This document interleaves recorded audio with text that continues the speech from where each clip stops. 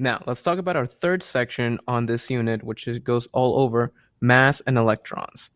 So now the vocabulary for this section, we'll be talking about these terms, and you'll be more familiar with these by the end of this video. They are atomic number, atomic mass, isotope, average atomic mass, valence electron, alkali metals, alkaline earth metals, halogens, and noble gases. Now, let's start with a little bit of review of the things that we've talked about so far.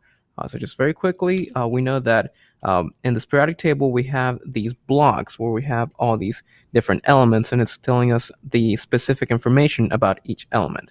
And so just so we're able to read through these blocks in the periodic table, we know that on the top left, we have the atomic number. In the center, we have the symbol, just the 1 or 2 letter abbreviation for each element. And then underneath that, we have the full name of the element. The atomic number tells us the number of protons for each atom. Remember that the number of protons, this is a defining characteristic of each element, and the periodic table is arranged in increasing number of protons.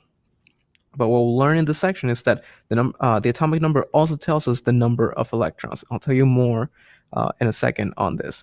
And then finally, at the very bottom, we have the atomic mass, and this is both the protons and the neutrons that are found in the nucleus of every atom.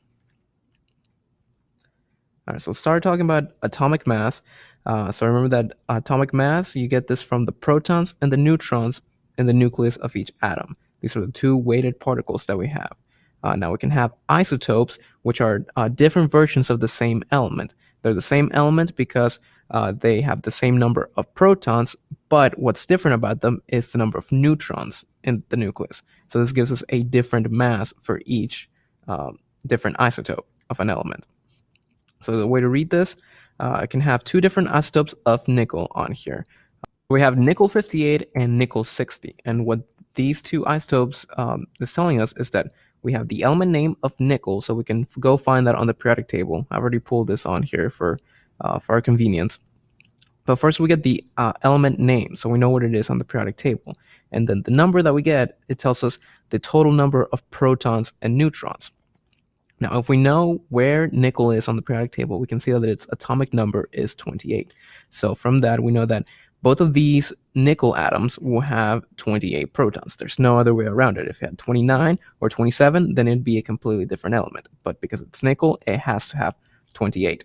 Now, what can be different on this one is the number of neutrons. So again, we have different masses for these. We have 58 and 60 for these two isotopes. We know that each of these will have 28 protons. So really, the rest of the way to get to 58, that will be all neutrons.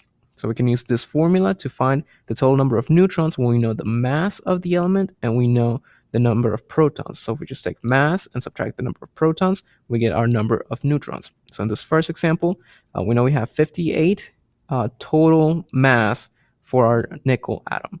We know we have 28 protons, so just take 58, subtract 28, and you get the result of 30. So in this nickel 58 will have 30 neutrons. And then we can do the same thing to our nickel 60 example isotope.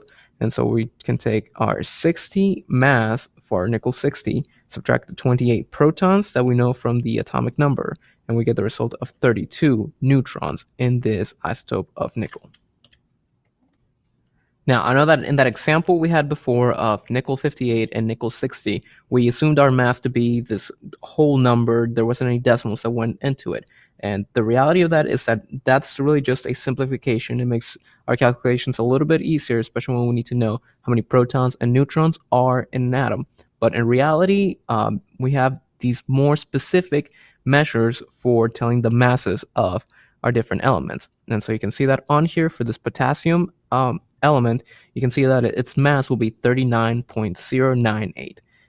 But the question is, which isotope of potassium will have this mass? And the truth of it is that none of the isotopes of potassium will have this mass of 39.098. What this is actually the average atomic mass. And so it's an average of every naturally occurring isotope of potassium. So now the average atomic mass, it tells you every naturally occurring isotope of an element. So there are other isotopes that are radioisotopes. They decay, they fall apart into smaller elements, but those aren't counted in our average atomic mass because they all exist for different amounts of time. So it's not a very accurate way of saying all these different isotopes will add on to our average. Now, some isotopes will be more common than others, and so this average atomic mass actually shows you how common they are.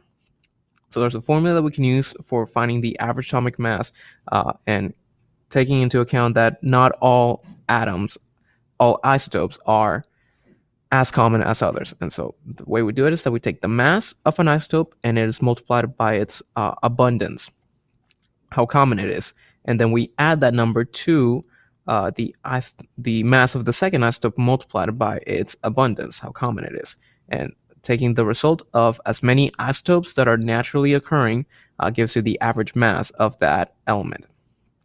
So now let's do this example where we have two different isotopes of an element. This first isotope will have a mass of 84.9118 atomic mass units, and the second isotope will have a mass of 86.9092 atomic mass units.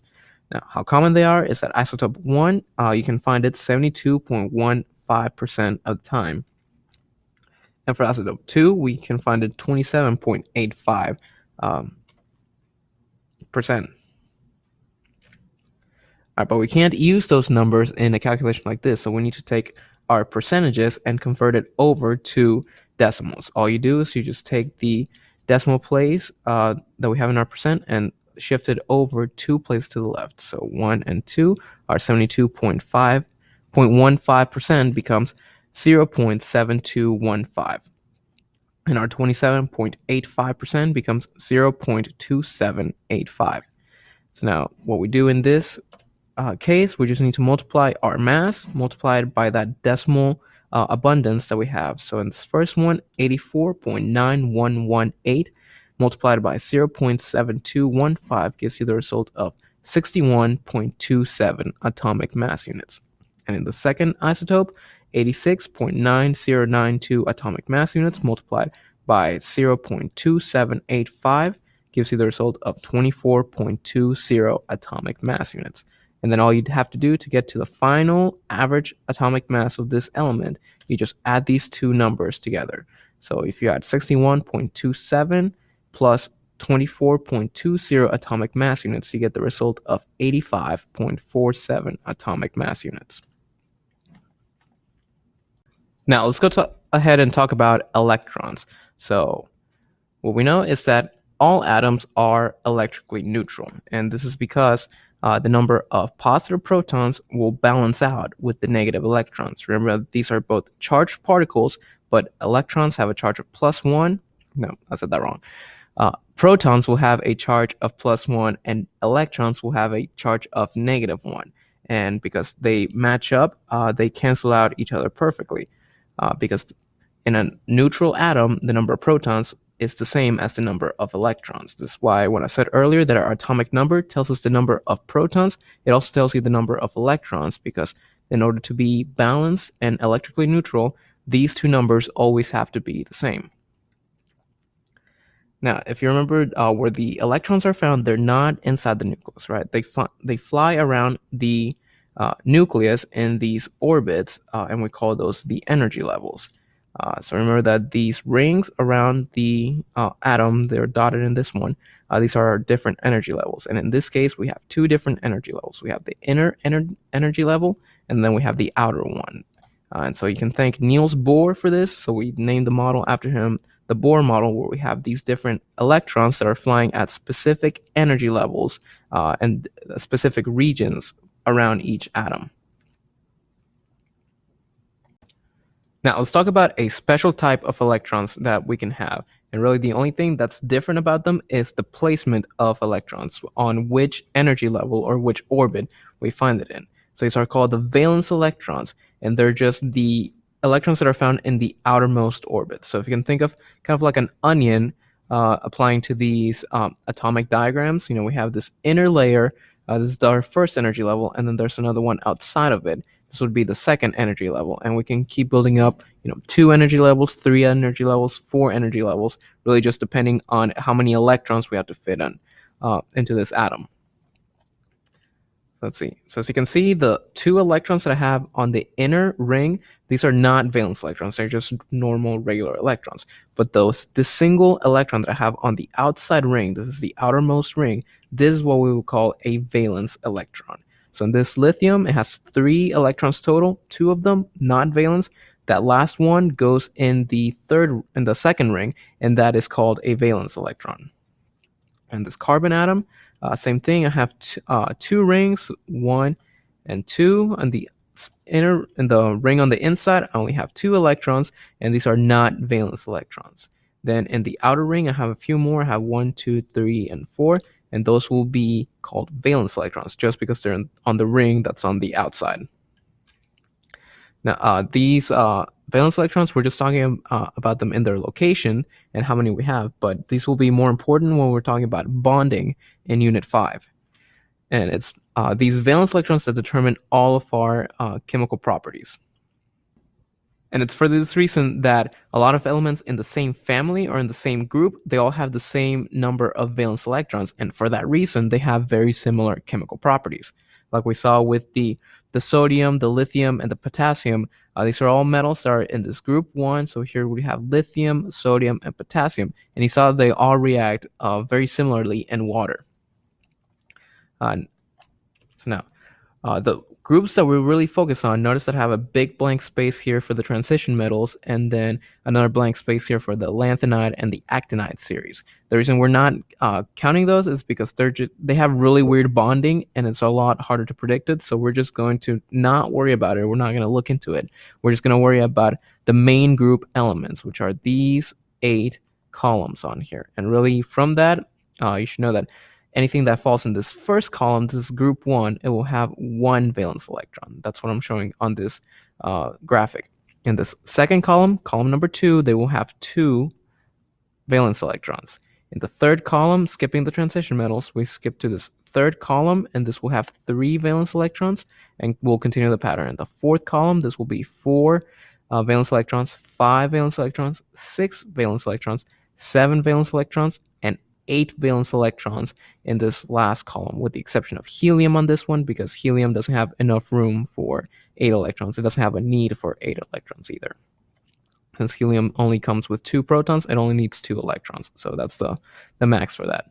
Anyway, but the groups that we focus on by name on this specifically is the group 1 elements. These are the alkali metals. Remember, these are the ones that come in this first column, and they all have 1 valence electron. That's why they all have similar properties, because they have the same number of valence electrons. Then in the second column, we get to the group 2 elements. These are the alkaline earth metals, and these all have 2 valence electrons, and again, very similar properties because they all have 2 valence electrons. Then we're going to skip over 3, 4, 5, and 6. We're not going to focus on them too much until we get until 7. So these are the halogens. So these are things like fluorine, chlorine, bromine, and iodine, and even acetine, but acetine isn't used that often. But these are the halogens, and these all have 7 valence electrons, and these will be very common when we're talking about bonding and different types of compounds that we can have. We'll see that we can have a whole group of compounds that are just for the halogens. So we'll see that more in Unit 5. And then finally, this last column, the number 8, these are called the noble gases, and these all have 8 valence electrons. And I'm going to tell you a little bit more about the noble gases, why these are important, why these are special. All right, so now we're finally getting into the noble gases. So let me pull up my graphic again. We can have the full periodic table. The noble gases are going to be that column that is all the way to the right. So it's going to be helium, neon, argon, krypton, xenon, and radon. All right, and so they're group 8 of the periodic table. They're the rightmost column, and so because they're group 8, we will know that they have 8 valence electrons. And so actually, the number 8 is really special when it comes to the periodic table, because when we have a fully filled orbital after the first one, when we start in layer number 2 and beyond that, they can only take 8 electrons at a time. This is the maximum number that we can put in an orbital, so it'll be 8 electrons. Here they are all counted out for you from 1 all the way to number 8. This will be the maximum number that we can put um, in the orbitals. And the reason for this, it's well, not really the reason, but the explanation for that is that it's called the octet rule. We can only fit 8 electrons in an atomic orbital. And now, because they have a full octet, they have the maximum number. That means that they don't take part in any chemical reactions. So the noble gases are not reactive, and it's this feature that helped us to organize the periodic table. We said that the noble gas would be the limit on the right because they don't react. This is where we start over in the next energy level. This is where we start over with our valence electrons. This is where we start to get chemical reactions again with the elements. If you're following along in order, going from hydrogen to helium, lithium, beryllium, and then neon to sodium and magnesium. So think like that. So we'll be talking a lot more about this in the next unit when we're talking about chemical bonding, what happens in a chemical bond, and how these atoms can change during a chemical reaction.